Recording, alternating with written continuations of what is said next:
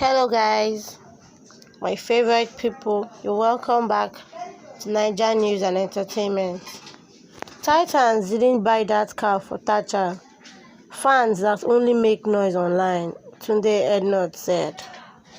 Following the now viral news that Thatcher fans gifted her a brand new Mercedes-Benz worth 9 million naira, former singer Tunde Ednut has raised eyebrows over the credibility of the news. Speaking via his Instagram page, he sought to know who the fans are and also queried where they contributed the money to buy the car. He wrote, "Just saying, which fans? In what country? Fans that only make noise online. Trust me, the idiots that will start insulting under this post don't have the money and didn't contribute for that car. Comment only if you contributed for the car.